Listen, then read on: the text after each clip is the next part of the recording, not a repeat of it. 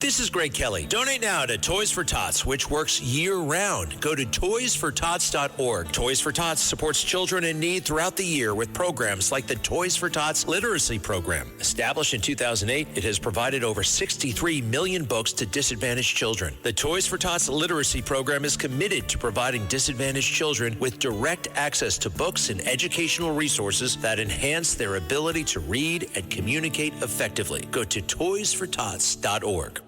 Listen, all you New Yorkers. Excuse me. Taxi. Okay, man, we're looking around. This is the 77 WABC minicast. Let's go to Walt in Yonkers. Walt, you're on the other side of midnight with Lionel. Morning, Counselor. With regard to what the guy just said, we had neighbors across the street. They moved out the day before 9/11, 4 or 5 Middle Eastern characters. You know, stop for a second. I've heard that I've heard that on the day of 9/11, friends of mine who either were at the Trade Center or whatever, that the various coffee carts or vendors who were there every day for some reason weren't there that day. I heard a lot of that, people. A lot of that. Did you ever find out what happened to your? No. Well, a neighbor walking her dog. We called the police after that. When I got home from school on 9/11, and apparently they found plans to blow up the GW Bridge in that house. You're finding plans? Who found it? The police investigated, came to the house. We called them after I got home from school, told them about that. Cops got there, checked the place out. Apparently there were plans to blow up the GW Bridge that they left in their hurried evacuation. So they had actual blueprints. They had written down. The lady didn't detail. She just heard it from cops who were talking to each other at the time. Now, I'm not saying that didn't happen. Please don't think that for a moment. But wouldn't, of all the things to leave behind, I mean, don't you say, hey, do me a favor, take the plans to blow up the G. Just don't leave those. Yeah. We don't need they them. might have left in a hurry. In any case, the reason I called is when Trump leaves us, which he will, and I suspect that everybody with TDS that you were talking about, the Dems take over the White House, the House of Representatives, and Senate. We are going to see warfare by the Dems that's going to, against their enemies, conservatives and Christians especially, that's going to make Nero's persecution in the first century look like child's play. Absolutely. I agree with you 100%, sir. 100%. Means that we're going to have to learn how to do civil disobedience. And let me tell you what's going to happen. If I predict anything, the Republican Party will just sit back now and they'll just watch. And they'll complain and they'll say this isn't fair. They'll just watch. It's the same thing that happened in New York City when we had this fellow, this Zoran Mamdani, that just watch. Here he comes. And they'll be, by the way, what we need to do too, and see if you agree with me, we need a form of, and I don't want to use this in the classic Maoist sense, but we need re-education. We need the ability, I'm dead serious, we need the ability to teach people how to understand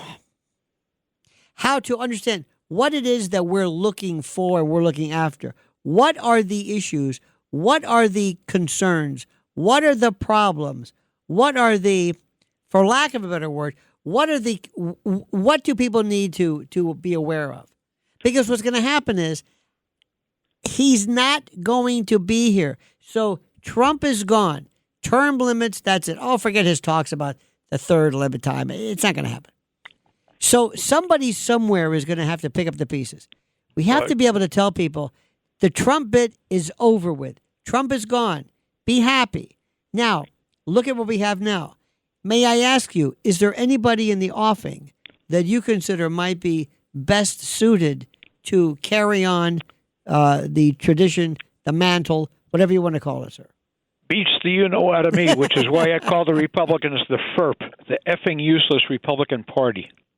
What would be, if I could use you as, and you, by the way, your pithy acronyms, but if I could use you as a goal, one of the things, what would you do? What would you do?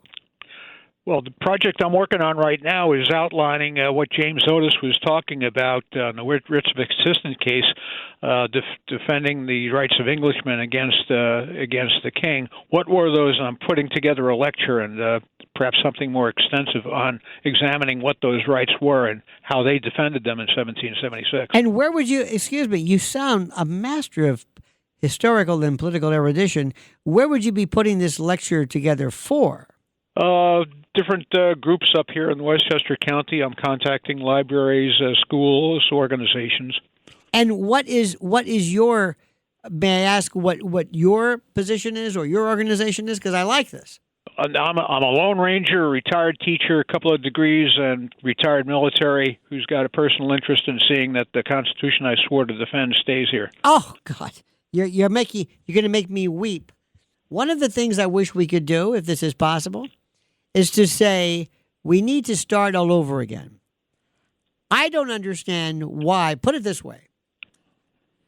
And this is just me personally. I only speak for myself. Now, I don't speak on behalf of anybody, any station, anybody in particular. But Republicans, first of all, Democrats don't know what they do, so I'll just move on. I don't know what they stand for. I don't know what they. I swear to you, I couldn't tell you. But Republicans love to have meetings, and they love to meet. They love to have a CPAC. They love TPUSA. They love to meet together, and they love to just basically tell each other, we are terrific. We are great. And we are great. Of course, nobody else is listening, but they're great. And they have their networks and their channels, and we're just terrific. What I wish that we could do is just completely destroy the two-party system. I don't know what good they do. I have no idea. We have to come up with 3 platforms for the American people that are so simple to understand, nothing complicated, nothing deep, nothing abstract. Number 1 has got to be crime. Everybody understands that. It's as simple as you start off with something so easy. And I'm not talking about being draconian or any kind of a sort of fascistic or anything, just crime. We have completely forgotten that one of the main roles of government is to keep people safe from crime. Number 2, the idea of the economy. Nobody understands what it is. What is happening here? People feel just lost. There's no sense of, it's like a few people are doing very well, and that's terrific. I don't want to redistribute wealth or anything like that. But we have to address the economy, and not in these vague trickle down things. And the third thing, Walt, which is the most difficult to explain, but everybody agrees with me. America has lost its mind. And I don't know if we need shock treatment, a lobotomy. I don't know what it is. But I don't recognize what is the default level of acceptable behavior. I am seeing levels and shades and hues of crazy I never thought possible from people I never even knew were here. I'm seeing accepted behavior, and it started with everything from transgender to it just we have become unmoored. What would be your platform, sir? Oh, well, politically, restoration of the first 10 amendments of the Constitution and a full court press to examine and reestablish each one of those. But where did this come from? It all came, when we were kids back in the 60s, the anti-war generation started unmooring everything. Well, what the anti-war? Well, the reaction to the war, the anti-war activity. The anti-war movement, which was funded by our friends in Moscow. No. I'm not laughing at this. I'm not. No. I'm not. Now, the thing is that there was also a lot of movements at the time going on. You're familiar with Tavistock and the Frankfurt School and a lot of the other kind of unique little groups that worked, I think, in concert that affected us. And I don't know if anybody saw it at the time as critical as what you're saying, but I like the idea of that. Well, there was a marriage of convenience between the intellectuals of the Frankfurt School and the hippies demonstrating in the street. Exactly. And also, when you look at the, dare I say, look at the origin of the feminist movement from the Rockefeller Foundation and others. Look at where this came from. Look at what it started. Very interesting.